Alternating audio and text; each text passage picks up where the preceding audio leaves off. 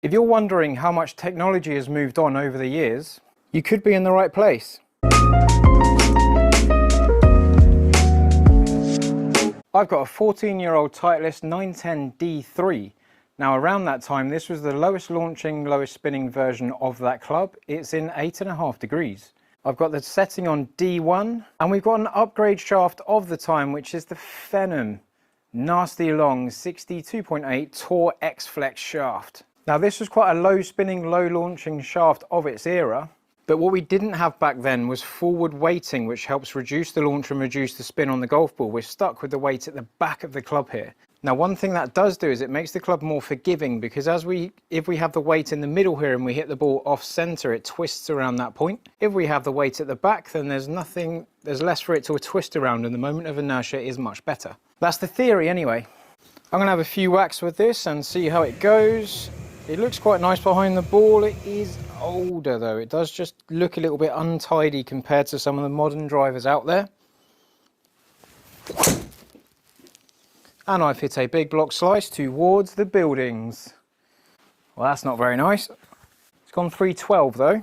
I can feel the stiffness of the shaft. I felt like I had a lot to get through the ball there, so I know I need to give this a little bit more welly. There we go, that's a little bit, well, it's not really that straight, is it? Right and left, lovely.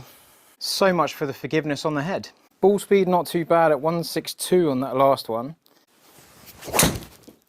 There's a better swing. Little draw coming back into the fairway. It can do good stuff. And I wouldn't necessarily put those first shots down to the club. 327, not bad.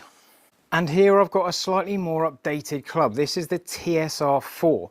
Now this sort of thing wasn't available back in 2010 when the other club was made, so we didn't have this availability. So the modern technology is that upgrade. The weight is further forward, so we've got the weight nearer the face. Loads of different technology in the club face in terms of ball speed and off-center hits and general ball speed that we get off the middle as well. I've got the modern era upgrade shaft compared to that last one. Same flex, same weight. This is the Ventus Black VELOCORE shaft. Now these shafts are naughty and you see them on tour everywhere. Firstly, it looks cleaner and tidier behind the ball. And it feels a lot more solid off the face. That is a massive difference in feel. 165 ball speed, so it is going slightly faster. I've hung on to that at 328. Similar sort of shot. Nice tight little draw, landing in a similar place, running up that fairway very nicely, 329, 30, very healthy. Now when I talk about modern technology, I'm also talking about the shaft. We've got that VELOCORE tip technology where we have a stronger weave in the bottom section of the shaft, which reduces twisting on off-center hits. So if we get it off the toe and the heel, it doesn't deflect and distort as much as something that doesn't have that technology, which is why they're so popular. And I can really feel that difference through the ball. While my dispersion is much better, and I put a lot of that down to the shaft. 3 shots in the fairway, all at healthy distances. One more shot with the 910, just to almost like feel and see if it is the swing or not, because the last 3 shots literally did the same thing. Same feeling. Yeah, it's a solid club. Not as solid as the TSR4 feel-wise. It feels a bit more empty and hollow and tinny. It doesn't feel as solid. But 329 says nice. We've got the older 910D3. We've got a 162.8 average ball speed.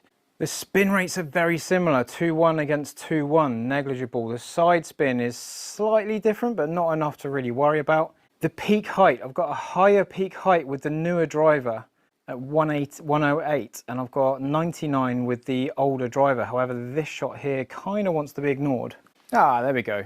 So if I ignore that shot, it brings the average into a similar area, 108 against 106.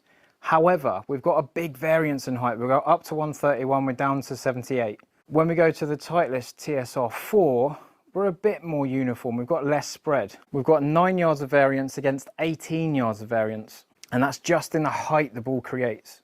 Not surprising, the older driver has a bigger dispersion ring, and I would put a little bit of that down to my swing, but a lot of it down to how the shaft reacts to my swing. It doesn't have the same stability that the VELOCORE does. Old shaft, slightly slower, very similar launch, very similar spin, both starting right about the same amount, although the variance again is bigger on the older club. We've got a tighter tolerance with the new one. We're 300 against 303, and we're 323 against 329. There's not a massive increase in distance there, only a little bit, but the main thing I would look at is that dispersion. The newer technology does have a lot to say for itself, although the VELOCORE is quite expensive.